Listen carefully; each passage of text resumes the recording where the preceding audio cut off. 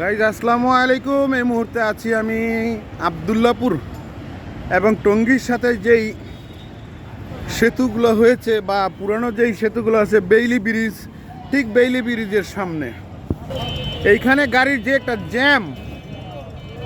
Jam তৈরি হচ্ছে সেটা আমরা আপনাদেরকে একটু দেখানোর চেষ্টা করছি, সাথে সাথে ব্রিজটিও কিন্তু আপনাদেরকে দেখাবো। দেখুন, পুলিশ কিন্তু ব্যারিকেড দিয়ে রেখেছে। আমরা একটু আপনাদেরকে দেখাবো। হাজার হাজার শত শত মানুষ কিন্তু স্বতঃস্ফূর্তভাবে এটা কিন্তু দেখতে আসে।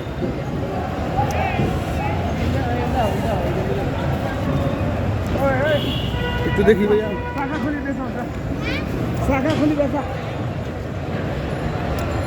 ভয়াবহ একটি অবস্থা। আসলে এই গাড়ি কিন্তু এই জায়গা দিয়ে যাওয়ার কথা না, ফুল পাথর বোঝাই গাড়ি।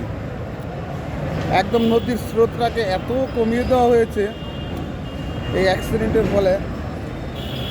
এমনিতেও কিন্তু এই ব্রিজটি কিন্তু 6 মাসের জন্য তৈরি করা হয়েছিল, সেই ব্রিজটি কিন্তু 2 বছর হয়ে গেছে। তেমনি এই এগুলোর সংস্কার কাজ চলতেছে, একটা রানিং আছে, জানি না কতদিন থাকবে। এই হচ্ছে টঙ্গীর অবস্থা বর্তমানে।